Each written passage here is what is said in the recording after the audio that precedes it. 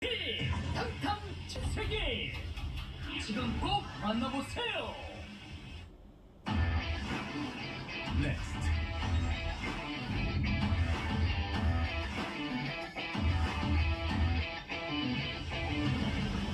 채널 액션.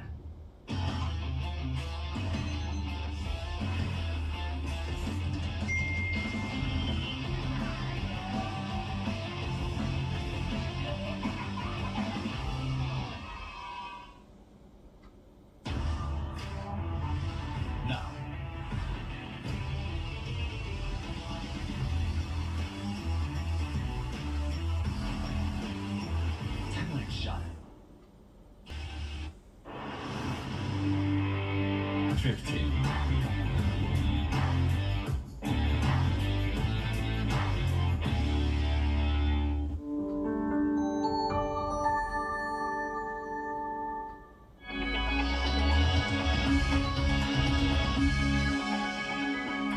안녕하십니까. 2판 4판 쟁점 뉴스 시다영입니다. 최근 사회적으로 자녀 학대가 큰 문제가 되고 있는데요. 신체적인 학대뿐만 아니라 언어폭력이나 정서적인 학대만으로도 뇌에 악영향을 미친다는 사실이 의학적으로 증명돼 큰 충격을 주고 있습니다. 엽기적인 죽음으로 유명한 사도세자 역시 아버지인 영조를 상대로 아동학대 손해배상을 청구함과 동시에 공식적인 사과를 요구하고 있는데요. 소송을 제기한 사도세자는 어릴 때부터 영조에게 지속적으로 모진 말로 학대를 받아왔으며 이로 인해 불안과 우울증이 생겼다고 주장하고 있습니다. 자, 이번 사건을 면밀히 살펴보기 위해 2판 4판의 훈남 전문가 심용환 교수님 모셨습니다. 안녕하세요. 네, 안녕하세요. 네, 자, 사도세자.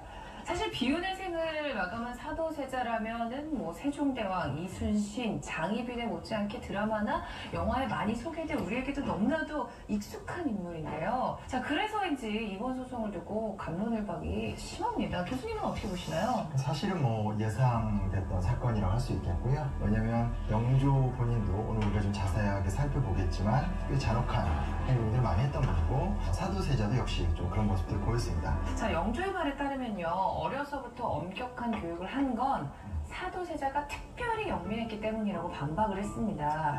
자, 기록에 따르면 태어난 지 4달 만에 스스로 기고 6달 만에 영조의 부름에 답했다라고 되어 있는데 이게 현실적으로 좀 가능하다고 보시나요? 정확하게 뭐 제가 확인을 못했고 네. 또 사실 이런 식의 기록은 조금 그 정형화된 기록이기 때문에 이 신빙성 자체에 대해서 옳다 그르다 해야 되는 얘기를 하긴 좀 그렇지만 여튼 좀 영특했던 건 사실인 것 같습니다. 왜냐면 4달 만에 스스로 기었다, 6달 만에 영주의 부름에 어느 정도 또 대답도 했다를 넘어서서 7달이 되면 무려 동서남북 사방을 분간할 수 있게 되었고요. 2살이 되면 천자문을 배워서 무려 60여자로 썼다라는 기록도 있습니다. 3살 때는 이제 다시 쉽게 말하면 이제 간식을 받아먹은 쪽에 숫자랑 복자가 딱 박혀있는 과자만 받아먹고 8개가 이제 그려져 있는 것은 안 먹었다고 합니다. 좀 의아해가지고 왜 이거는 좀 안 드십니까? 이것도 좀 드십시오. 이렇게 얘기하니까 8개는 우주의 근본이다. 내가 어찌 감히 이것을 손을 대겠는가? 영지의 수준을 좀 넘는 천재적인 모습들이 어렸을 때 좀 기록적으로 발견이 됩니다. 자, 그리고 2살 때 세자 책봉이 됐고요. 9살 때 결혼을 했고요. 15살 때 대리청정. 자, 이게 조선시대 기준으로 봐도 좀 남다른 행보였나요? 지금으로서는 굉장히 좀 낯선 모습이긴 한데 조선시대 때는 충분히 가능했던 모습이라고 좀 볼 수 있습니다. 아무래도 조혼 같은 문화가 조선 후기로 가면 좀 일반적이기도 했고요. 그리고 실제로 다른 국왕들의 결혼 예나 이런 것들을 보더라도 거의 비슷한 나이대 이루어졌기 때문에 요거 자체는 뭐 이렇게 너무 지나친 이른 결혼이다 이렇게 보기는 힘듭니다. 사실 사도세자는 뭐 드라마나 역사나 책으로 더 친숙한 인물인데 저희가 영화 속 역사와 실제 역사 좀 다른 분이 있다면은 비교를 해보면 좋을 것 같습니다. 그래도 영화 사도 같은 경우 부자 간의 갈등을 그려낼 적에 실록이나 여러 기록에 나와 있는 얘기를 좀 많이 활용하지 않았나? 그래도 꽤 나름 고증이 잘 됐다는 생각을 하게 되는데 아마 조금 궁금하실 것 같아서 저도 좀 문제를 내보게 되는데 영화를 보면 사도에서 이제 외국견, 그러니까 그 당시에는 좀 존재하기 어려웠을 거라고 판단됐던 외국종 개 한 마리가 좀 등장합니다. 실제로 이 개는 있었을까요? 없었을까요? 18세기니까 가능성이 없지는 않았을 것 같은데요. 그냥 좀 날카로운 지적이라고 생각합니다. 다만 이 외국주 애완견 같은 경우는 사도세자가 그렸던 그림에 등장을 한다라든지 생존 일기 일부에 등장을 하긴 하지만 진짜로 유럽 품종의 애완견이 사도세자에게 전달이 돼서 좀 이렇게 아꼈다 이런 기록은 없기 때문에 그럴듯한 근거 있는 상상 정도가 아닐까 볼 수 있습니다. 재밌습니다. 알고 보면 더 재밌고 중독되는 역사 속 이야기 이판사판. 자, 우리 훈남 전문가 심용환 교수님 함께 자리해 주셔서 감사합니다. 네, 감사합니다.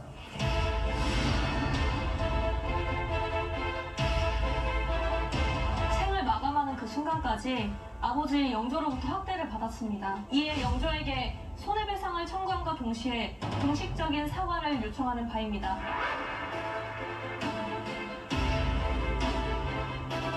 자식보다 왕실의 안녕을 위해 아끼는 아들을 죽음으로 내몰 수밖에 없었던 왕이자 아버지였던 영조의 마음을 헤아려 주시기 바랍니다.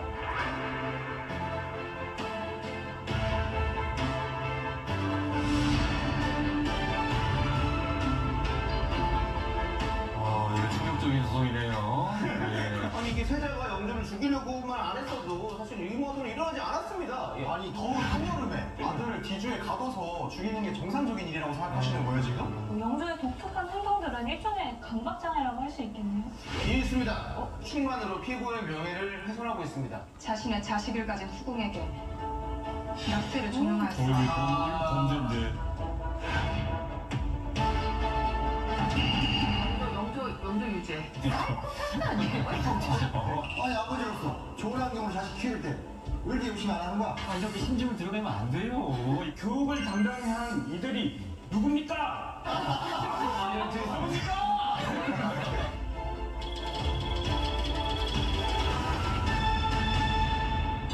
네, 역사 속 인물들을 법정에서 만나 그들의 일생을 법정 안에서 다뤄보는 신개념 역사 법정 이판사판. 자, 오늘도 뜨거운 논쟁을 펼칠 네 분 모셨습니다. 네, 안녕하세요. 안녕하세요. 자, 저희가 두 개의 재판을 해봤는데 오늘 세 번째입니다. 혹시 뭐 주변에서 뭐라고 반응이 좀 오던가요? 자기 사건도 좀 수임해달라고. 네, 그 정도로 반응이 뜨겁고. 네, 뜨겁습니다. 이번 주는 조선 역사상 가장 비극적인 가족사로 알려진 사도세자와 영조가 역사 법정에 소환이 되었습니다. 반응이 더 뜨거워질 것 같은데요. 네, 자 일단 사도세자의 소송 대리를 맡고 계신 김소혜 변호사님, 네. 왜 이렇게 자꾸 어려운 길을 가시는 건가요? 그러게요. 근데 저는 읽으면서 정말 이거는 풀어드릴 수 있다면 풀어드리고 싶다 하는 마음으로 열심히 준비했던 것 같습니다. 우리 남창희 변호사님은 네. 영조의 소송 대리를 맡으셨는데 자, 오늘은 또 어떤 각오를 임하실 건가요? 지난주, 지지난주 제가 좀 밀렸나요? 조금이라고 말씀하셨어요. 좀 많이. 승리를 집착하시네요. 오늘은 그 격차를 많이 줄이기 위해서 최선을 다해서 좀 해보도록 하겠습니다. 네. 네. 자, 우리 신중권 판사님 그리고 예. 신용원 판사님 두 분도 함께 모셨습니다. 네. 자, 오늘 어떻게 진행이 될까요? 오늘 또 주제가 주제인 만큼 아주 격론이 벌어질 것 같습니다. 지난 재판에서 그랬지만 너무 또 치열해지면 이게 또 제대로 시청자들한테 전달이 안 될 수도 있어요. 그래서 좀 약간은 침착한 분위기 속에서 시청자들이 판단할 수 있는 근거들을 조금 전달할 수 있도록. 잠깐만요. 그렇게 또 이렇게 심증을 드러내면 안 돼요. 그다음에 또 공정하게 재판 진행되도록 하겠습니다. 알겠습니다. 네, 신용원 판사님은요? 사도세자가 어떤 희생자냐, 아버지에 대한 희생자냐, 아니면 뭐 당쟁의 피해자냐 여러 이유들이 있었는데 최근에는 주로 이제 아버지와 아들의 관계 속에서 얘기를 많이 하는 게 중요한 것 같아요. 그래서 오늘 이야기가 치열한 재판도 되긴 하겠지만 또 한편에선 이때 있었던 역사에 대한 현실을 좀 생생하게 볼 수 있지 않을까. 자, 사건 쟁점 한번 정리해볼까요? 예, 그 본 사건은 원고 사도세자가 아버지 영조로부터 지속적으로 무시와 차별을 당해서 정신적인 학대를 받았다는 점, 이로 인해 불안과 우울증 장애까지 왔고 힘든 생을 보낸 점, 마지막으로는 뒤주에 갇혀 죽은 기혼의 세자라는 오명을 덮고 씌운 점 등 그러니까 영조가 사도세자에게 가한 불법행위에 대해서 위자료, 손해배상을 청구하는 사건입니다. 네. 어렵죠. 그러네요. 예. 사실 이게 좀 말이 안 되는 거 아닙니까? 누가 누구에게 이렇게 소송을 건다는 게 어떻게 보면 도덕적인 관점에 좀 안 맞을 수 있어요. 아들이 아버지를 상대로 뭘 청구한다 이게. 그게 실제로 가능한가요? 가능은 합니다. 네. 실제로 이루어지고 있고요. 본인이 이렇게 사람을 죽이고 폭력을 행사하고 이건 제가 지금 아버지에게 학대라는 어떤 그런 거를 뒤집어 씌워서 한다는 건 저는 참 이해가 안 되는데요. 근데 성대라는 아버지 영조만 없으면 평온한 사람일 수도 있었거든요. 영조랑 만나기만 하면 이상 증세를 보이면서 그 부작용으로 폭력적으로 변한 거라고 생각하거든요. 왜 아버지랑 엮이면 그렇게 세자가 변하는지 그거를 좀 아셔야 될 것 같습니다. 근데 실제로 좀 학대를 받았다 해서 부모한테 소송을 겨누는 경우도 있고 또 반대로 부모가 여태까지 키워준 너에게 든 생활비라든지 그 투자 비용을 또 수거하는 경우 사실 법정에서 있었잖아요. 제 기사를 좀 본 것 그렇죠. 같아서. 보통 이제 뭐가 문제가 되냐면 재산을 미리 물려주는데 제대로 아들이 부양을 안 해. 그럼 어떻게 보면 조건으로 해가지고 뭐 예를 들면 부동산을 넘겨주거나 이랬었는데 이제 나무라는 거예요. 좀 받자마자. 그럼 이때 다시 돌려달라. 이런 소송들은 꽤 있어요. 그 가족 간의 소송이 생각보다 많더라고요. 가족 간의 소송이 사실은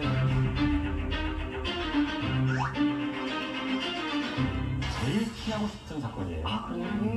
이건 남보다 사실 더 못해요. 일반 사람들 같은 경우에는 화해가 좋게 마무리되는 경우도 굉장히 많거든요. 근데 가족 간의 경우는 그런 경우가 거의 없어요. 감정 싸움이 너무 심하기 때문에 끝장을 보자. 보통 이렇게 진행됩니다. 네, 정말 어떻게 보면 TMI, 알고 싶지 않은 것까지도 그것까지도 다 이제 들어가는 게 예, 이제 그렇죠. 가족 간의 손해인데, 자, 그러기 위해서 저희가 또 사도, 세자와 영조에 대해서 또 면밀히 또 알아봐야 될 것 같습니다.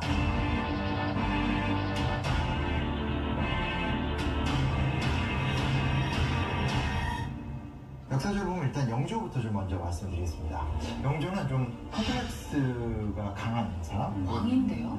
왜냐면 일단 왕이 될 가능성이 없었던 사람이고, 여기서 첫 번째 컴플렉스가 뭐냐면 수핀 출씨가 무술이 출신입니다. 느낌 오시죠? 그렇죠? 그러니까 여기 무슬이가 어떤 사람이에요? 그냥 허기렌이라는 궁녀라고 보시면 됩니다. 궁녀도 다 급이 있고 다 이렇게 어떤 위기가 있는데 제일 말단으로 그냥 뭐 이렇게 물 길러오고 빨래하고, 그래서 왕의 눈에 거의 이렇게 눈에 띄지 않는 존재. 그러면서도 왕의 소유물이긴 합니다. 그래서 굉장히 좀 비천한 존재인데 어떻게 된 건지 모르지만 눈에 띄었고 사랑을 받아서 애를 낳는데, 이게 되게 나쁜 문화지만 아버지가 신분이 높고 이제 어머니의 신분이 낮을 경우에 자녀가 신분이 올라가야 되는데 자녀의 신분을 되게 낮게 보는 경향이 조선시대 때 강했습니다. 그러니까 뭐 왕의 아들이긴 한데 좀 안 좋은 집안, 이게 이제 첫 번째 영조의 콤플렉스였었고요. 여기 조금 더 복잡하게 들어가면 뭐가 있냐면 장희빈과 경종 쪽을 지지했던 사람들은 남인들이고요. 그리고 이제 수핀 출씨라든지 영조 쪽은 또 노론 측이었습니다. 당시 세력으로 따지면 노론의 세력이 굉장히 강했고,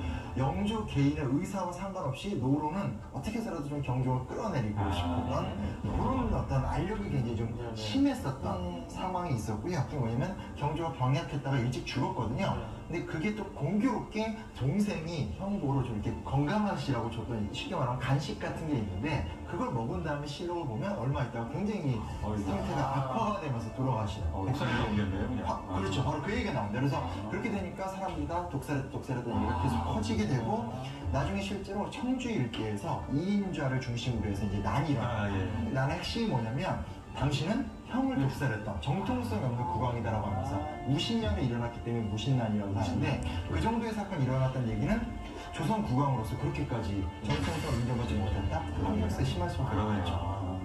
그럼에도 불구하고 네네. 업적들이 또 엄청 많잖아요. 업적은 굉장히 많습니다. 뭐 일단은 당시에 당쟁이 워낙 심했고 자기 세력을 늘리려고 서원을 굉장히 많이 지어서, 이게 원래는 학문하는 곳인데 이렇게 쓸데없는 기관들이 많이 만드냐고 하면서 600여 개로 대대적으로 줄이면서 학문의 정상성 그리고 학자들의 수준을 높이기 위한 노력들도 많이 했고요. 준천 준설이라고 해서 청계천을 새롭게 정비하면서 수도 한양의 모양을 새롭게 잡았던 것도 영조의 좀 중요한 업적으로 꼽히고요. 대부분의 정책들이 백성을 위한 정책, 가진 자들이 세금 많이 내게 하고 없는 사람들은 좀 세금 적게 내게 하는 균형법 같은 정책들도 많이 펼쳤기 때문에 백성을 위한 현실적인 노력을 펼쳤던 군주로 인정할 수밖에 없죠. 그렇죠? 그리고 또 굉장히 검소했다면서요? 검소한 건 유명합니다. 그러니까 이건 나중에 그 정조의 행록 같은 기록을 보게 되면 선왕께서는 반찬을 3가지 이상 넣는 것을 싫어하셨고, 그리고 비단 옷을 입는 것에 굉장히 비판적이었고, 거기서 멈춘 게 아니라 더 나아가서 왕실에서 이렇게 화려하게 옷 입는 거 정말 못 보시던 스타일입니다. 그 옷 어디서 만들었어? 저기 청나라에서 수입한 명품. 명품 버섯까지는 아니더라도 딱 그 이제 국내산으로 바꿔라. 하다못해 방석 하나도 이렇게 옛날에 뭐 중국에서 들어온 비단이었다면 우리나라에 있는 명주로 술 마시는 거 굉장히 싫어했습니다. 왜냐면 술을 광약이라고 믿어서 술을 약이요? 네, 미치게 한다. 그러니까 술을 지나치게 많이 마시면 맞긴 맞잖아요. 이제 사람이 취해서 국정 운영을 제대로 못하는데 나는 군주니까 술을 마시면 안 되고 아주 맑은 정신으로 국가를 통치해야 된다고 하면서 사치, 공당 정치, 술 이 3가지를 아주 혐오하면서 근데 심지어 그래서 신하들 중에서 술 많이 마시는 사람들은 사형도 시켰고요. 제사상에 술이 올라가잖아요. 또 요즘으로 말하면 식혜 같은 거를 대체할 정도로. 그러니까 아주 좀 뭐 그런 말 쓰죠. 청고도적인 통치자였다. 그래서 그러셨나? 그런 얘기도 있어요. 소식하시고 검소하시고 좋은 거 다 했네요. 장수를 이뤘다. 아, 장수의 비결이었네. 이런 분에게 지금 소송을 한다는 게 맞아요. 제가 편들어 드릴게요. 아니 그럼 미리 어떻게 해요? 아니요. 그게 아니고 근데 사도세자의 입장에서 본다면 또 다를 수 있잖아요. 그렇죠. 좋은 명분 있으면 다른 명분 있으니까요. 객관적 사실만 전달했는데 이렇게 이런 가짜로서 지금 소송이 아동학대예요. 아동학대. 맞아요. 그렇죠. 네, 아동학대에 대한 민사 재판 재판이죠. 어떻게 진행이 예, 될까요? 그래서 지금까지 우리가 알고 있던 영조와 사도세자의 모습은 이번 사건에서 잊으셔야 될 것 같아요. 그래서 이번 재판에서 사도세자가 주장한 것처럼 영조가 아동학대의 가해자이고 그 다음에 이 사도세자가 보였던 이 기아 행동들이 영조의 그런 가해 때문에 발생한 것인지 그래서 그 영조한테 그 위자료를 지급할 의무가 있는지 이런 것들을 살펴봐야 됩니다. 사실 최근에는 이제 아동학대가 좀 너무 안타까운 소식들이 많이 들면서 그렇죠. 아동학대란 말만 들어도 사실 가슴이 좀 그렇죠. 쓰리거든요. 맞습니다. 네, 좀 사건들이 좀 많았었죠. 예, 최근에만 보더라도 뭐 여행 가방에 가둬가지고 승직이 한 계모 사건도 있었고, 그다음에 창녕 계부학대로 탈출했던 얼마 뉴스에도 많이 좀 나왔었죠. 그러다 보니까 예전에는 예를 들면 뭐 벌금형이나 집행유예로 처벌됐던 것들도 처벌이 좀 세졌어요. 확실히. 예. 아무래도 보니까 이제 아동학대에 대한 인식도 좀 바뀌고 강화돼야 된다 이런 경향 국민들의 바람이 그런 경향을 보이고 있습니다. 또 뒤주에 가둬서. 그렇죠. 와. 선생님 오늘 좀 생각을 좀 가라. 그러니까 오늘 한사님 지금 감정이입을 좀 많이 하시는 것 같아요.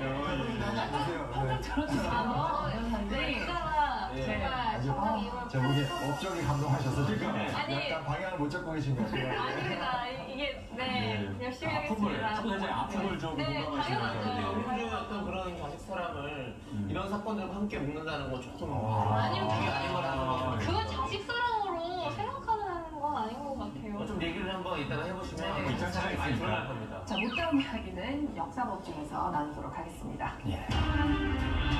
어젯밤에 네가 정녕 날 죽이려 하였느냐?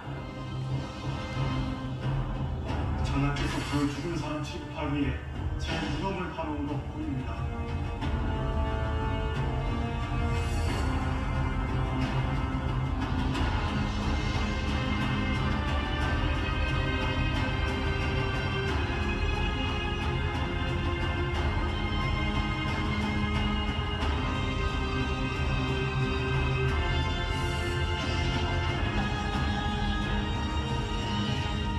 예, 지금부터 역사법정 2판4판을 개정합니다. 사건 번호 2020 소선 21 아동학대 손해배상 소송입니다. 원고 측 누가 참석했습니까? 네, 원고 측 소송대리인 김소혜, 최재현, 전예목, 증인 화영봉주 참석했습니다. 그렇습니다. 피고 측은 누가 참석하셨습니까? 남창희, 김현준, 김은성 소송대리인과 증인 화평주, 해경군 홍씨 참석했습니다. 예. 오늘 민사재판의 경우에는 배심원 참여가 허용되지 않지만 특별히 본 재판은 시청자 배심원 참여 재판으로 진행하고 있습니다.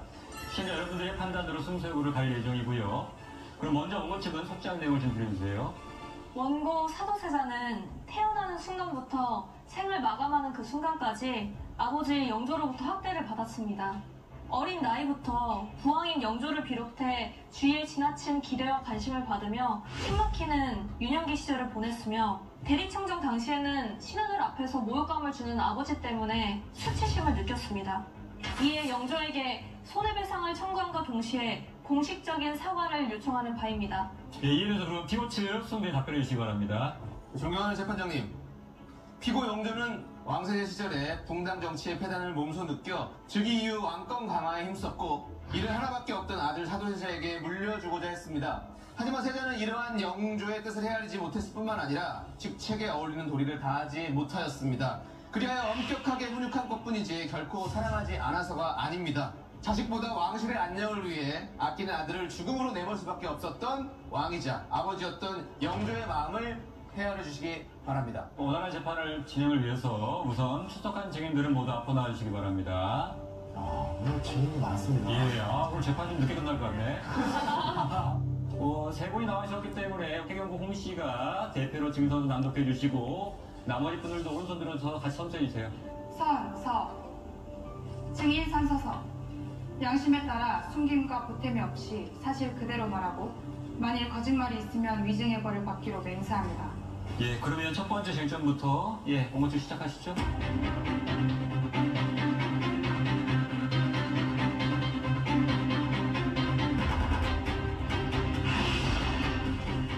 피고 영조는 사도세자가 태어난 지 1년 남짓인 지난해 왕세자를 책봉했죠.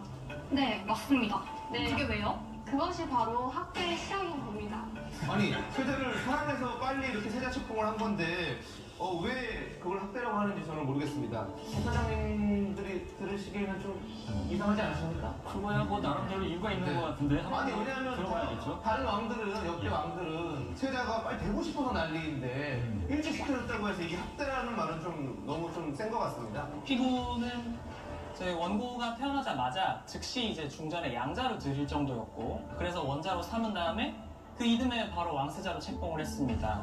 원자로 호를 정하고 또 왕세자에 책봉하는 두 가지 모두 조선의 역사를 통틀어서 가장 빠른 기록이라고 볼 수 있습니다. 원고 측이 이제 세자 책봉을 학대의 시작이라고 주장을 하셨는데 근거가 뭔가요? 그 근거가 사도세자가 세자로 책봉된 나이가 아직 원자니 뭐 세자니 뭐 정치니 정사니 이런 게 뭔지도 모르는 이제 유아 아이한테 함부로 그런 큰 책임감을 지우는 것 자체가 정신적 학대라고 생각을 합니다. 우리 아동복지법에 이제 보시면은 육체적이나 정신적인 학대를 가하는 것을 모두 아동학대라고 규정을 하고 있는데, 최근에 우리 판례 해석을 보시면은 직접적인 육체적, 정신적 학대뿐만 아니라 강의성을 내포하고 있는 행위까지 모두 이제 학대로 규정을 하고 있습니다.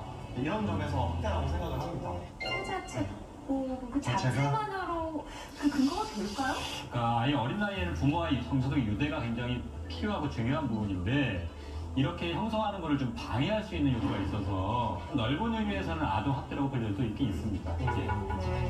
그 원고 측 언제 떨어졌어요, 어머니랑? 나라를 이끌어갈 후계자인 만큼 체계적으로 교육을 해야 했기 때문에 태어난 지 100일 정도 됐을 때 생모인 영빈 이 씨의 품을 떠나서 강제로 동궁으로 가야 했는데요. 세자의 아내 해경궁 홍 씨가 쓴 한정록을 제출하겠습니다. 예. 우리 경무궁께서 태어나자마자 부모의 사랑을 받지 못하고 이상한 유모들 품에서 자라니 엄마가 찾아가면 유모들이 후궁이라 업신 여기고 못 보게 하고 이러니 경무궁의 교육이 뭐가 되리오. 야, 근데 저는 이게 굉장히 신선하다. 오늘 우리 재판이 있는 거좀 의외로 생각하는 게 우리 지난번에 광해군 얘기도 다뤘듯이 사실은 세자 책봉이라는 게 굉장히 쉽지 않고 정말 첨예한 사안이거든요. 이게 되면 빨리 되면 될수록 좋은 건데. 저희가 오늘 좀 말이 많은 것 같은 게 전혜옥 변호사님이 일어섰다고 다시 앉으셨거든요. 그 지난번처럼 좀 임팩트 있게 일어나 주시면. 어떻게 임팩트 있게 일어나지?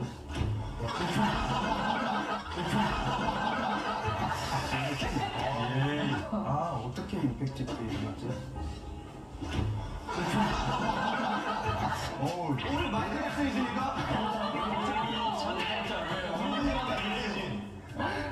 양말이 증거 보여주십시오.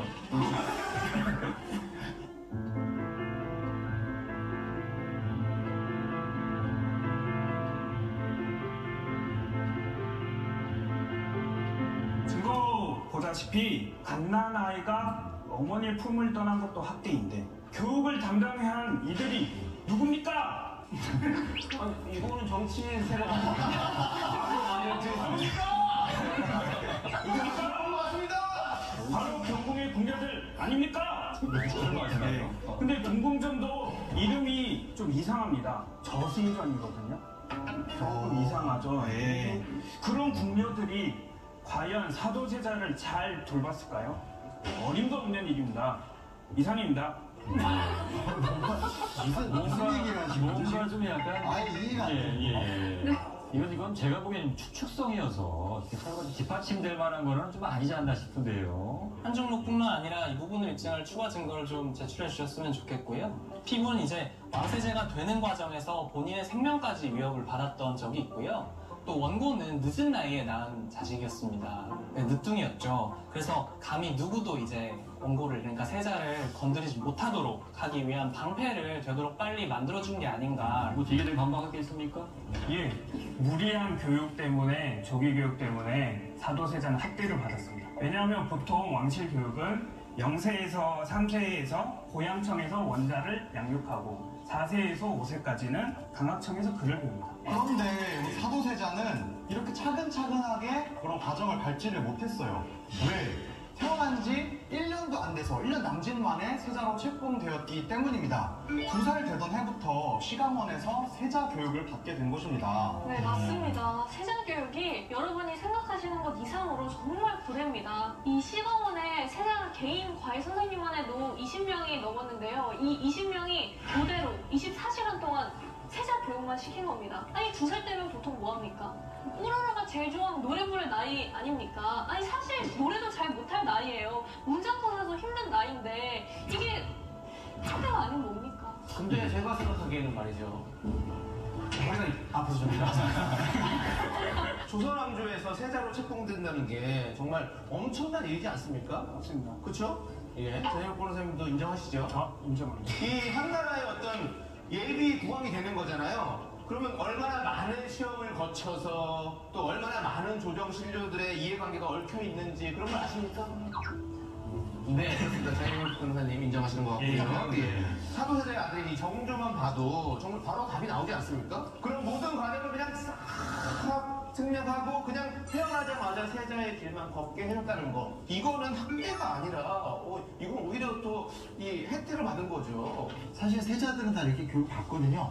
네, 그러니까 뭐 사도세자만이 특별히 이렇게 힘든 과정을 겪었다라고 얘기하기 힘든 부분이 좀 분명히 있어서 더구나 한중록 같은 문서는 사실 뭐 좋은 자료로 인용이 되긴 하지만 그 해경웅 씨 본인이 굉장히 좀 노론치기 입장을 그렇죠. 대변한 문서로도 좀 유명해서 객관적인 증거 자료로서 수긍이 되는지 대한 의미는 사실 좀 저는 좀 듭니다. 네. 혹시 피고 측은 추가 논문 있으신가요?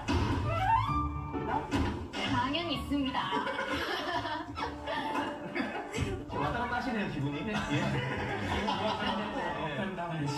영조가 안 되는 걸 강요한 게 아닙니다, 재판장님. 아시다시피 세자는 만 2세 때부터 글자를 알았습니다. 세자는 왕이라는 글자를 보고 영조를 가리키기도 했고 그 외에도 천지, 부모 등 63자를 알 정도로 천재였습니다. 조선에서 똑똑한 왕으로 불린 정조나 경종, 효명세자보다 월등히 빠른 진도를 보였습니다. 그렇습니다, 재판장님. 이걸 6글자로 요약하면 별성부른 떡잎입니다. 조정의 앞날을 이렇게 논하는 와중에도 이 세자가 공부한 내용을 이제 함께 복습을 하거나 또 질문을 하는 걸 잊지 않고 챙겼어요. 좀 더 세부적으로 확인해야겠지만 거의 유일한 사례입니다. 왜 저희 아들은 왜 제가 가르치는 걸 이렇게 싫어하죠? 이게 꼭 좋은 거만 있는 건 아닌 것 같아요. 이 아들은 역사 공부 걱정 안 해도 되겠구나 하지만 3분으로 제가 화를 내기 그렇죠, 때문에 그렇죠. 보통이 그러시더라고요. 그래서 오늘 두 분이 할 얘기 굉장히 많으시네요.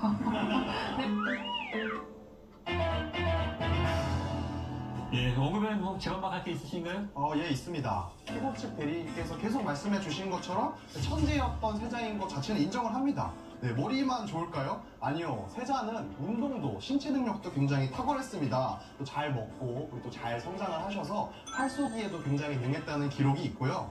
오늘날로 따지면 특공무술 교본이라고 불릴 수 있는 어떤 무기신식 그 책을 보고 학습을 한 게 아니라 집필하실 정도로 무예에도 능하셨어요.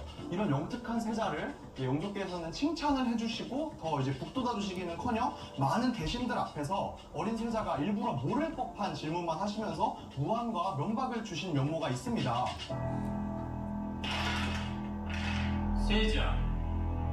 세자는 어찌 학문보다 그림 그리기 무에 잡서를 즐기는 것인가? 어찌 즐기는지 묻지 않느냐? 전하, 세자제 앞에선 문과물을 두루 섭렵하고 계시옵니다. 과인은 세자에게 물었다. 세자는 왜 답을 하지 않느냐?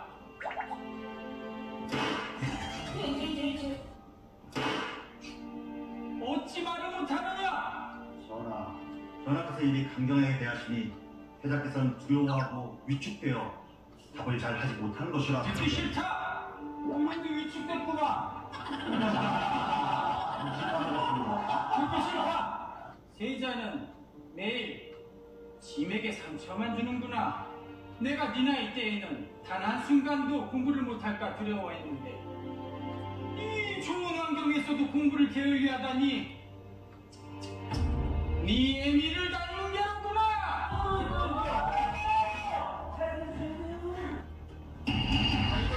영조 유죄. 영조 진짜 또 그렇게 안 봤는데 나 애민정신 이렇게 외웠는데 진짜 안 되겠어요 진짜. 너무 실망했어요 진짜. 아니야 저 완전 반대. 완전 영조 이해. 아니 아버지로서 좋은 환경으로 자식 키울 때 이렇게 열심히 안 하는 거야? 이렇게 심증을 드러내면 안 돼요. 열심히 안 됩니다. 예, 좀 그건 소로화돼가지고 재판할 때까지는 좀 자, 똑똑히 보셨죠? 이것이 다가 아닙니다. 용조는 사도세자가 보는 앞에서 고문과 강인하게 하는 것을 다 보라고 시켰습니다. 어린 시절부터 이런 것을 봤으니 트라우마가 생기지 아니할 수 없습니다. 어느 정도 엄격했다는 거 인정합니다. 하지만 세자이기 때문에 그런 것이죠. 단순히 장군이나 일반 관료가 될 거라면 그렇게 하지 않았을 것입니다. 훗날 왕이 돼서 정서를 이끌어 가려면 강인한 정치능력과 깊은 학문의 전반적인 지식이 필요했기 때문에 그랬을 것이라고 생각합니다. 그렇습니다. 여기 첨언하자면 조선 왕조의 경우 군주들이 굉장히 열심히 공부를 했고 특히 그 중에서도 영조는 그 유학에 매우 힘쓴 군주입니다. 이게 왜냐면은 본인이 이제 무수리 출신인 숙빈 최씨의 아들로 태어나서 왕이 되기까지 뭐 숙종의 아들이 아니다, 뭐 자기 형인 경종을 뭐 독살했다, 뭐 이런 치욕스러운 루머에 시달렸어요.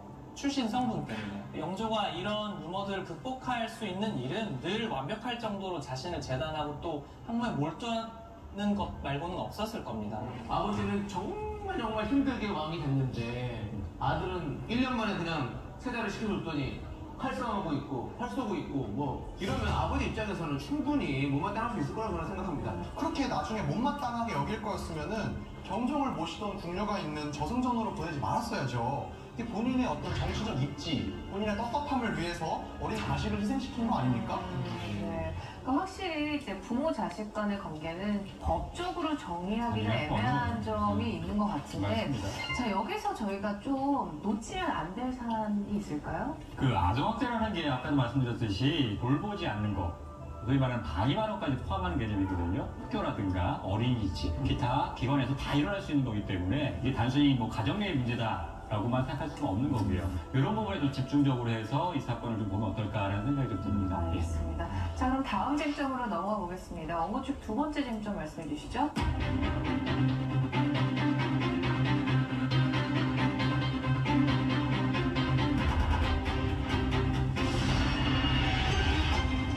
남창희 변호사님, 네. 여러 명의 자식을 키울 때 가장 중요한 것은 무엇이라고 생각하시나요? 여러 명의 자식을 키울 때 네.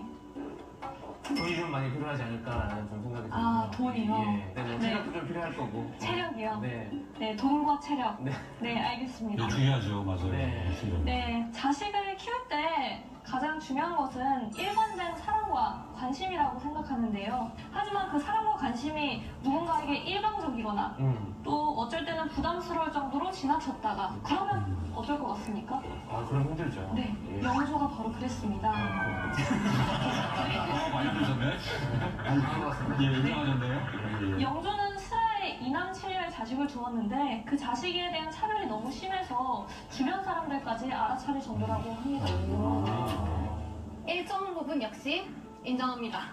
하지만 그건 영조의 아버지인 숙종 탓이 좀 큰데요. 형이었던 경종과 막내였던 연령군 사이에서 크다 보니 보고 배운 것이 그것이라 영조도 모르게 이런 인격이 형성되었다고 생각합니다. 그것은 비겁한 변명입니다.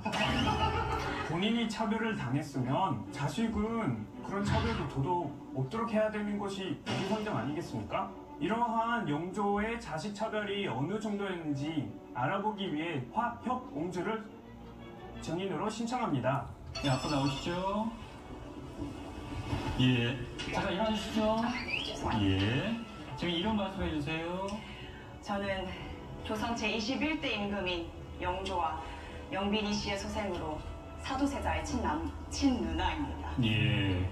부모들이 증인 준비 시작하시죠. 네. 한중록에 따르면 증인은 아버지 영조에게 차별을 받았다고 하는데 구체적으로 말씀해 주실 수 있나요? 네. 아버지는 제가 아들로 태어났어야 했는데 딸로 태어났다면서 저를 미워하셨습니다. 영조 진짜 싫어. 들렸나요? 죄송해요. 네. 제가 태어나기 전에 유일한 아들이었던 효장세자가 돌아가셔서 아버지는 무척이나 아들을 기대하셨거든요. 영조가 특히나 편애한 자식이 누구였나요? 첫째 언니인 화평옹주를 특히나 편애하셨습니다. 언니가 난산으로 세상을 떠나자마자 아버지는 하늘이 무너진 듯이 통곡하셨습니다. 그리고 그 후 화항옹주가 언니를 대신해서 총애를 받으셨죠. 그렇다면 영조의 차별을 가장 많이 받은 자식은 누구였나요? 저와 사도세자였습니다. 저희는 그저 아버지의 액바지에 불과했습니다. 우리 남매는 그저 귀를 씻는 차비로다라고 말할 정도였으니까요. 귀 씻는 차비요? 그게 무슨 뜻이죠? 아버지 영조의 부정한 기운을 씻어주는 노비, 액을 씻어내는 준비 단계에 있는 그 정도 처지라는 뜻을 말합니다. 구체적으로 어떤 일이 있었나요? 아버지께서는 조정에 들르셨다가 좋아하는 장소로 이동할 때면 아무나 붙잡고 아무 말이나 하면서 부정한 대화의 기운을 없애곤 하셨는데 그때 사도세자가 바로 액바지 대상이었습니다. 그리고 귀를 씻으면서 부정한 소리의 기운을 없애셨는데 그 씻은 물을 바로 저희 집 방향으로 항상 내다버리곤 하셨죠. 매일을 오물을 뒤집어 쓴 기분이었습니다. 네. 영조의 결벽성 때문에 차별을 당하신 적도 있으신가요? 아버지는 좋아하는 것과 싫어하는 것을 병적으로 구분하셨습니다. 좋아하는 사람을 만날 때면 청결한 옷으로 갈아입으셨는데 저와 사도세자를 만날 때는 조정에 들리셨던 옷 그대로 입고 행차하셨습니다. 그렇군요. 영조의 독특한 행동들은 일종의 강박장애라고 할 수 있겠네요. 이 있습니다. 원고 대리인은 추측만으로 피고의 명예를 훼손하고 있습니다. 예, 인정합니다. 어머 좀 조심해 주세요. 네, 죄송합니다. 예. 들으신 바와 같이 피고 영조는 마음에 들지 않는 자식을 티나게 미워했으며 또 많은 신하들이 보는 앞에서 무시했습니다. 이런 환경에서 자란 사도세자의 마음이 어땠을지 깊이 헤아려 주시길 바랍니다. 네, 알겠습니다. 증인 수고하셨습니다. 이동하면 됩니다. 또 어머니 추가 발언하시겠는데요? 네, 해경군 홍씨가 쓴 한중록에 따르면 영조는 자신이 싫어하는 사람과 좋아하는 사람이 한 곳에 있는 것을 극도로 싫어했습니다. 그런 영조는 사도세자가 화평옹주와 함께 있는 것을 보면 벼락같이 화를 내곤 했습니다. 심지어 화평옹주가 죽었을 때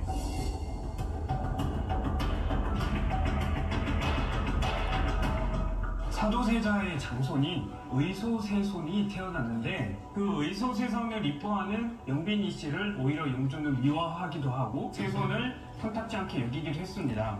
이건 잘못된 것 같은데요. 영조가 의소세손을 되게 귀하게 여겼다고 저는 알고 있습니다. 네, 맞습니다. 영조가 우연히 의소세손의 몸에 난 점을 보고 난 후부터 의소세손을 극진히 사랑했습니다. 근데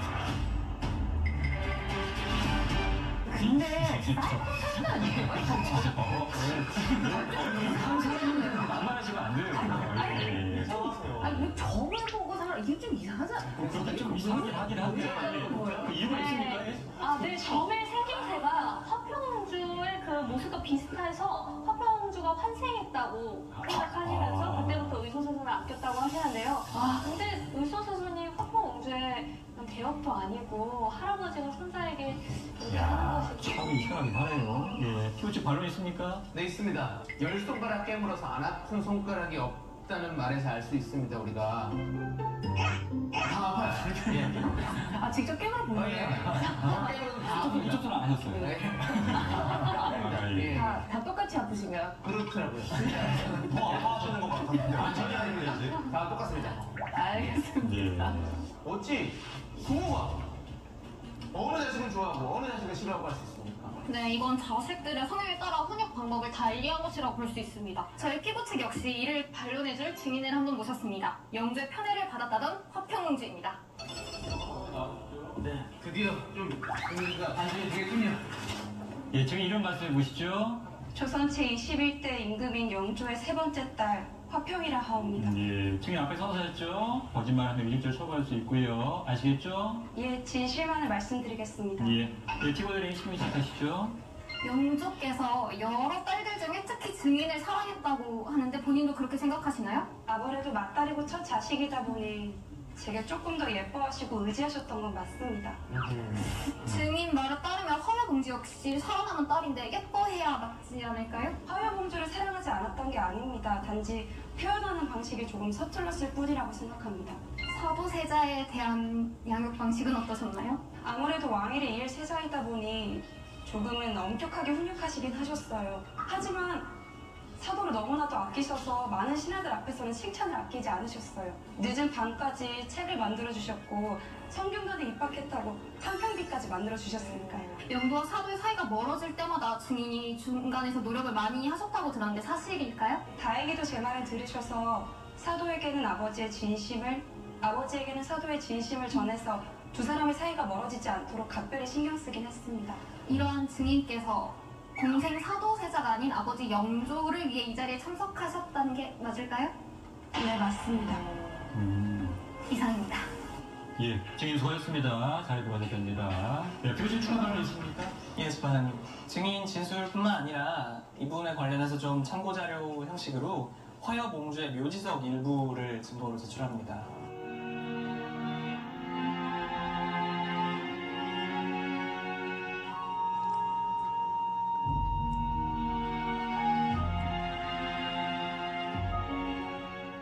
우리 화평공주가 말했듯이 단지 뭐 표현이 좀 서툴렀을 뿐이지 화여공주를 사랑하는 따뜻한 아버지의 마음이 좀 느껴지지 않으셨습니까? 저는 그렇다고 느껴지는데요. 예. 만약 이렇게 화여공주를 미워했다면 직접 이렇게 죽음을 애도하는 이 글을 묘지석에 새겼겠습니까? 저는 아니라고 봅니다. 예, 화해공주를 사랑한 건 알겠는데 사도세자도 그렇게 했느냐는 좀 더 별개의 문제여서. 혹시 오버책 반론 있습니까? 네. 유아기 때 형성된 부모에 대한 애착과 신뢰감이 건전한 인격 형상의 기초가 되는 만큼 자식의 허물을 꾸짖기보다는 잘 나아갈 수 있도록 도와줘야 한다고 생각합니다. 무섭게 다그치기만 하니까 이모화변이라는 대참사가 일어난 건 이모화변. 세자는 의관을 벗고 머리를 땅에 조아리라.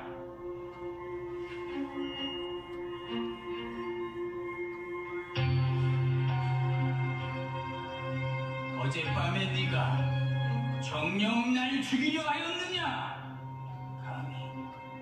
감히 말이다.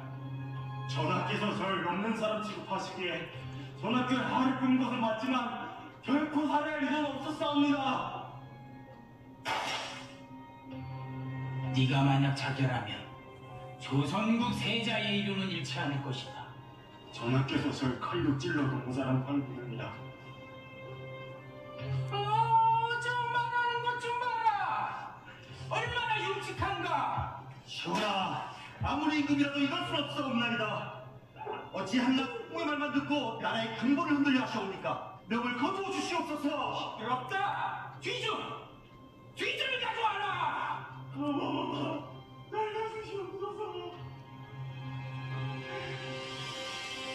지금 이 이모화변을 영조가 원인을 제공했다라고 지금 말씀하시는 겁니까? 아니 이게 세자가 영조를 죽이려고만 안 했어도 사실 이모화변은 일어나지 않았습니다. 예. 아니 그러면은 아버지가 그 더운 한여름에 아들을 뒤주에 가둬서 죽이는 게 정상적인 일이라고 생각하시는 거예요 지금? 그냥 단순히 폐서인을 시킬 수도 있고 아니 유배를 보낼 수도 있는 건데 뜨거운 땡볕에서 기주 속에서 말라 죽게 한 거 아닙니까?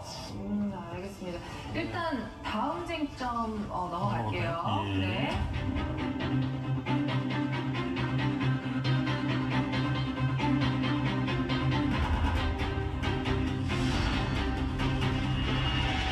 영조는 재위 기간에 툭하면 마음에도 없는 양위 소동을 벌였습니다. 속고대제하며 사도세자는 그럴 때마다 용서를 빌어야죠. 근데 양위 소동이 뭔가요, 심판장님? 예, 영조는 조선의 국왕 중엔 되게 오래 통치한 왕입니다. 요든이 영웠을 때까지 집권을 했었고 사도세자가 통치를 잘하기 바라는 마음에 내 뒤를 좀 내 아들한테 맡기겠다라는 행동을 여러 번 했는데 사실 그거는 전통적인 왕조 사회에서 말이 되는 행동이 아니고 그런 행동을 하면 신하든 세자든 간에 잘못했다고 빌면서 이게 말려야 되는 거기 때문에 진심으로 그랬다라고 볼 수 있는 측면도 있겠지만 사실은 본인의 권력을 강화하거나 본인의 리더십을 다시 한번 이렇게 고쳐주는 방식으로 활용되는 거기 때문에 신하들의 입장에선 이제 어떤 좀 힘들겠죠. 근데 아들 입장에서 더 힘들 수밖에 없는. 그렇겠네요. 약간의 쇼 같은 건가요? 가미되어 있는 것 같아요. 정치적인 쇼를 해석할 여지가 다분하죠. 근데 마음이 있을 수도 있잖아요. 진짜로 영조가 쉬고 싶었을 수도 있는데 마음에 없다라고 어떻게 확신을 하시나요? 영조가 처음 양위할 의사를 밝힌 게 사도세자가 고작 5살 때에 처음 밝힌 시점이에요. 이민 옥사 때 사형당한 서덕수를 신원한 영조의 정책에 불만을 품고 사도세자의 스승 이광자가 사직으로 항의를 했는데 거기에 대해서 이제 영조가 정치적으로 맞불을 놓기 위한 작전이 아니었나라고 생각이 됩니다. 네, 영조는 이광자를 비롯한 소론에게 자신의 왕위에 초연하라는 모습을 보여주고 싶었던 거겠죠. 하지만 이로 인해 5살밖에 안 된 사도세자는 영문도 모른 채 거적을 깔고 전교를 거두어달라고 대제해야 했습니다. 예, 맞습니다. 세자가 15이 되던 해 결국 대리청정을 했습니다. 대리청정은 두 부자의 갈등을 극에 치닫게 하는 원흉이라고 볼 수 있습니다. 근데 그렇지가 않습니다. 전근대 왕정에서 대리청정은 기회가 될 수도 있었습니다. 이 나이는 단종, 성종, 명종, 숙종의 즉위 나이보다도 오히려 높습니다. 이미 어느 정도 군왕의 기본은 닦여 있었어야 한다고 생각을 합니다. 저는 이게 좀 특단의 조치라고 좀 생각을 하거든요. 왜냐면 세자가 학문을 자꾸 태만해지고 점차 또 그리고 세자로서 마땅히 지켜야 할 도리들을 좀 지키지 않고 있었던 부분도 있었기 때문에 영조가 특단의 조치를 내린 것 같고요. 대리청정을 시켰으면 일단 믿고 맡기셨으면 좋았을 텐데 이게 매일 시험을 치는 것도 아니고 이러면 안 된다 저러면 안 된다라고 하시면 당연히 작아지고 또 우라등이 생길 수밖에 없다고 생각합니다. 얼마나 변덕이 심했는지 한번 함께 보시죠. 아바마마, 오늘 대신들이 김소혜 배우님과 남창희 배우님이 오신다 하여 저희가 사진을 찍어도 되는지 물어보고자 하였습니다. 어떻게 생각하십니까? 형 그래서 공부를 못하는 거야. 하지 않고 따지고 싶다고 지금. 네가 왕이냐? 아니 그런 일을 상의도 없이 네 맘대로 사진을 찍고 말고 네가 네 멋대로 결정을 하느냐? 이런 고약한 놈. 앞으로는 그렇게 하지 말거라. 알겠습니다, 아바마마. 아바마마, 이번에 대신들이 고기 반찬이 나오지 않는다 하면은 이 스튜디오를 폭파시키겠다고 말씀하셨습니다. 이 사안을 어떻게 처리해야 되겠습니까? 아니 그런 것도 하나 제때 못하면서 네가 어찌 세자란 말이냐? 에휴, 너는 임금이 될 자격이 없다. 썩 물러가거라. 계속 이렇게 구박하고 자존감을 낮추고 이렇게 정신이 피폐하게 만드는 전문 용어로 가스라이팅이라고. 가스라이팅. 가스인데요? 조선식 영어입니다. 심지어 백성들이 헐벗고 먹을 것이 없어서 굶주리거나 가뭄 같은 천재지변이 생기면 원래는 이제 국왕이 본인의 부덕의 소치를 탓하면서 본인의 탓을 해야 되는 게 이제 모름지기 인지상정인데 그런 것까지 다 세자 탓을 하니까 세자 입장에서는 점점 영조를 두려워할 수밖에 없죠. 이게 어렸을 때부터 이어져온 정신적 고문이 아니면 뭐겠습니까? 이제 이를 뒷받침해줄 당시 영의정 김제호가 영조에게 한 얘기와 유척기, 홍봉환 등 대신들의 얘기를 증거로 제출하도록 하겠습니다. 동궁 저하께서 어린 나이에 대리하여 수웅이 다 합당하고 정령의 사이에 또한 일찍이 성상의 뜻을 우러러 몸받지 않음이 없으니 신은 일찍이 찬탄하였는데 전하께서는 매양 지나치게 책망을 하십니다. 유척기, 홍봉안을 비롯한 모든 신하들은 전하께서 평소에 너무 엄격하기 때문에 동궁이 늘 두려워하고 위축되어 제대로 말씀드리지 못한 것이라고 해명했습니다. 특히 홍봉안은 동궁은 보통 때도 입시하라는 명령만 들으면 두려워 벌벌 떨며 쉽게 알고 있는 일도 즉시 대답하지 못했다고 말했다. 저와 전하께 문안 인사 드리러 가야 하옵니다. 차비를 하시옵소서.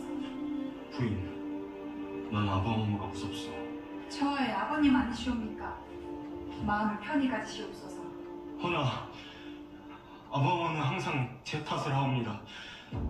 강이 와도 내 탓, 비가 와도 내 탓, 언제나 제 탓이오니. 저와 그래도 문안 인사는 드려야 하옵니다. 자업해서 가지 않으시니 전하께서 점점 격노하시는 게 아니시옵니까? 부인은 참으로 무섭구려. 어찌 나보다 아버님의 안위를 더 걱정하는 것이오. 어찌 그리 말씀하십니까? 소처 무슨 큰일이 날까 걱정이 되어서 걸어옵니다.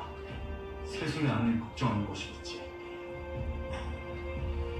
아버지가 두려웠다는 사람이 어떻게 밤낮 가리지 않고 환관 별감들과 함께 쾌락을 즐기면서 비행을 일삼을 수 있단 말입니까? 그렇지 않습니까? 세자를 가까이서 지켜보던 이 모든 것을 감내해야만 했던 해경궁 홍씨를 증인을 신청합니다. 예. 해경 씨 한번 나와주시죠. 이거 결정적인 거죠. 네, 이게 그동안 숨겨놨던 결정적인 증거였네.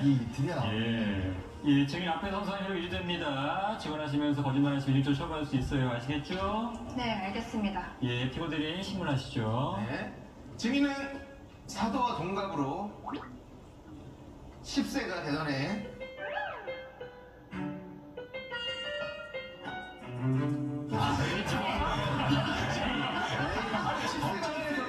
아니 10세가 10세 지금 뭐라고 합니까? 10살. 알겠습니다. 10살이 되던 해 세자빈으로 간택이 되었지요? 네, 맞습니다. 증인은 시어머니인 영빈 이 씨에게 남편의 이상 행동을 말씀드린 적이 있습니까? 네, 있습니다. 남편의 행동이 해가 거듭될수록 난폭해지고 해괴해져서 걱정스러운 마음에 말씀드렸습니다. 어떤 해결 행동인지 좀 구체적으로 말씀해 주시겠습니까? 남편은 확증이 가라앉지 않으면 주위의 닭이나 짐승들은 물론이고 주위의 나인이나 의관, 역관들을 모두 죽이고 남편의 행실을 비판한 후궁 경빈 박 씨마저도 때려 죽였습니다. 지금 많은 분들 닭선서보시죠? 예. 엄청나게 정말 끔찍했던 일인 것 같은데요. 말씀하시기 좀 불편하시겠지만 좀 계속해서 좀 말씀해 주시겠습니까? 어린 나이에 학문을 게을리하고 자식을 가졌다는 책은을 듣지 않기 위해서 자신의 자식을 가진 후궁에게 낙태를 종용하였습니다. 범죄인데 이건. 이거는 정말 사도 역시 자식에게 참 비정한 아버지였군요. 어떤 때는 나인의 목을 베어 환관들에게 보여줄 정도로 남편의 병세는 심각했죠. 남편이 죽인 사람이 좋게 100명은 넘을 겁니다. 이야, 지금 뭐 옹성성하고 있는데요. 예. 혹시 증인도 살해 위협을 느낀 적 있습니까? 한 번은 세자께서 오락증을 참지 못하고 제게 바둑판을 던져 제가 실명 위기에 처한 적도 있습니다.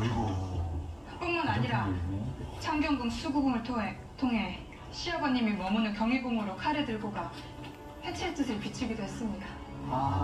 그래서 이제 이를 보다 못해서 생모인 영빈 이 씨가 영주에게 세자의 재산을 낱낱이 잃은 것이죠? 네, 맞습니다. 자, 중요한 재판장님. 들으신 바와 같이 원고 사도사자는 가장 가까운 아내는 물론 아버지인 영조마저 죽이려고 했습니다. 오죽하면 어머니가 직접 아들을 죽여서 나라를 보존하라고 해야겠습니까? 예, 원고 측 반대 신문하시겠습니까? 네, 제가 예. 해보겠습니다. 예. 증인은 노론인 홍봉한의 딸입니다. 맞으시죠? 네, 맞습니다. 그래서 의도적으로 소론과 친했던 사도세자를 불리하게 증언하시는 거 아닙니까? 지금 부부 사이에 당파를 원하시는 겁니까? 불쾌합니다. 예, 원고대리 씨 그런 질문 하나 하시면 안 돼요. 예, 조심해 주십시오. 사도세자는 영조를 만나기를 극히 두려워하였다는데 그 증세가 어느 정도나 되었나요? 남편은 청심환을 먹지 않고서는 시아버님을 만나지 못할 지경까지 이르고 의관을 정지하면 아버님을 만나러 가야 한다는 강박관념에 옷조차 제대로 입지 못하셨습니다. 답답해. 다른 옷을 가지고 와. 전하께서 기다리시옵니다. 혹시 풍요로도 없어서 아버님께서 이 옷을 마음에 안 들어서가. 다른 옷을 가지고 와. 저 더 이상 준비되어 있는 옷이 없사옵니다. 아버님께서 날 무시하신다고 천하의 나이 따위가 날 무시합니다. 살려주십시오, 전하. 의대증이 생긴 1757년에 최초의 살인이 일어난 게 맞습니까? 당시 장본 내관이었던 김한채를 죽이고 머리를 잘라 내인들과 저에게 보였습니다. 어찌나 흉하고 놀랍던지 숨이 그대로 멈춰버렸습니다. 존경하는 재판장님, 물론 아동학대를 당한 모든 사람들이 살인을 저지른 것은 아닙니다. 하지만 의대증이 생긴 그 1757년부터 살인이 시작된 것에 주목해야 한다고 생각합니다. 예, 증인 수고하셨습니다. 이제 잘 들어와도 됩니다. 양측 혹시 더 추가로 하실 말씀은 없으신가요? 네, 충분합니다. 충분하신가요? 알겠습니다. 네. 예, 그럼 양쪽 변호인들 최종 발언해 주십시오. 네, 존경하는 재판장님 그리고 시청자 배심원 여러분들, 원고 사도세자는 평생에 걸쳐 아버지의 꾸지람 속에 자랐습니다. 잠을 자야 할 나이에 잠도 못 자고 왕세자 교육을 받아야 했고 그 과정에 대한 칭찬도 인색했습니다. 하지만 왕세자라는 무게감을 억지로 떠맡아 평생을 고통받아야 했습니다. 결국 세자는 정신질환에 걸려서 스스로 자살기도를 3번이나 할 만큼 괴로움에 몸부림쳤습니다. 이와 같은 이유로 피고 영조는 원고 사도세자에게 아동학대 범죄의 처벌 등에 관한 특례법상의 아동학대 범죄를 저질렀다고 볼 수 있으며, 영조로 인해 사도세자가 어린 나이에 감당하기 어려운 정신적 고통을 받았다는 점도 명백히 인정됩니다. 따라서 피고 영조는 원고 사도세자에게 그 피해에 합당한 위자료를 지불할 것을 주장하는 바입니다. 이제 유아 아이한테 함부로 그런 큰 책임감을 지우는 것 자체가 정신적 학대라고 생각을 합니다. 그 자식에 대한 차별이 너무 심해서 주변 사람들까지 알아차릴 정도라고 합니다. 대리청장은 두 부자의 갈등을 극에 치닫게 하는 원흉이라고 볼 수 있습니다.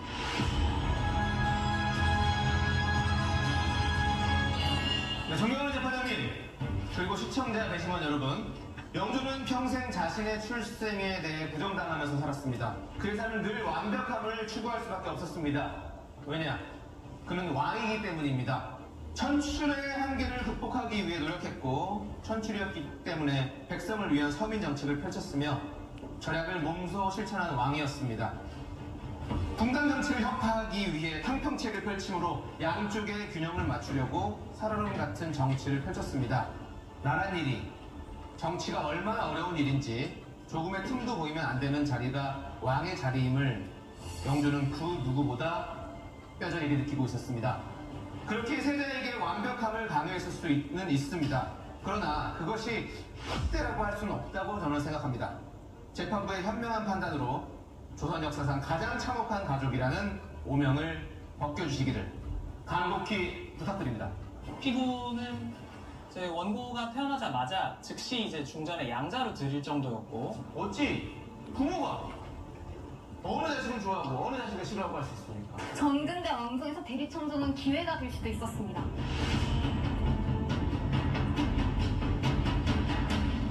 네, 양쪽의 치역은 잘 들었습니다. 오늘 재판은 우리가 익히 알고 있던 영조와 사도세자의 모습이 아니라 그 이면에 숨겨져 있는 아동학대의 관점에서 가상으로 법적 공방을 벌여왔습니다. 그 재판 과정에서도 드러났듯이 영조가 자신이 왕이 되기까지 겪었던 어려움을 세자는 겪지 않았으면 하는 바람을 했던 행동들이 사도세자 입장에서는 고통으로 받아들일 수 있다는 것을 보았습니다. 결국 아동학대라는 것이 자신의 의도와는 상관없이 상대방에게 행할 수 있다는 점을 잘 보존당할 것입니다.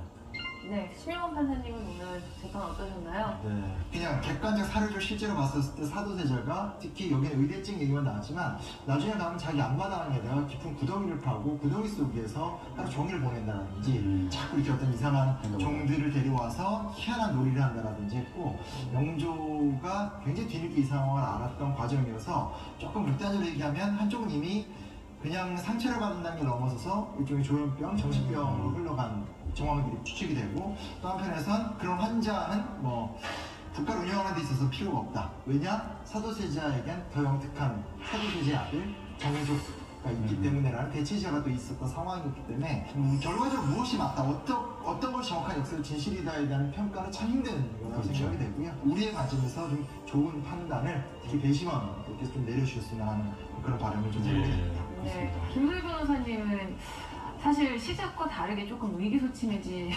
모습을 보여주고 계세요. 의기소침해졌다기보다는요, 그 사도세자의 입장을 생각하면서 좀 슬퍼졌다 할까요? 네, 가슴이 아프셨고요. 네. 자, 피고인 측 변호인단 오늘 어떠셨나요? 요즘 뭐 아동학대에 관해서 많은 사건들이 좀 이렇게 나오고 있는데요. 그런 아동학대하는 사람들 저희가 가만두지 않을 겁니다. 진짜 혼나야 돼요. 네, 정말 혼내야 됩니다. 아동학대하는 사람들 혼납니다. 예.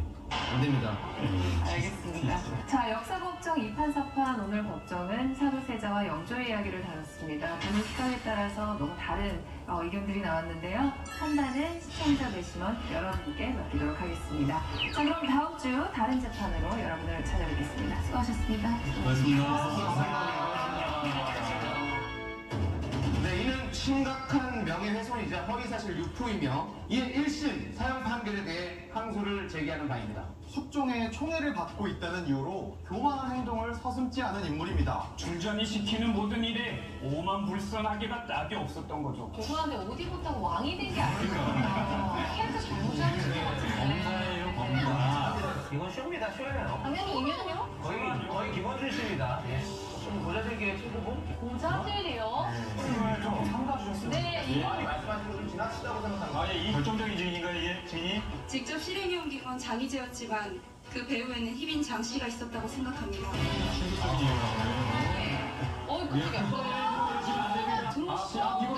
이러시면 안 됩니다. 예, 이러시면 안 되십니다. 퇴장해 주십시오. 이러시면 안 됩니다. 마음 많이 급해지셨나봐요. 죄송합니다. 이거 정말 불리할 수 있습니다. 예. 이 기록은 삭제해 주세요. 예.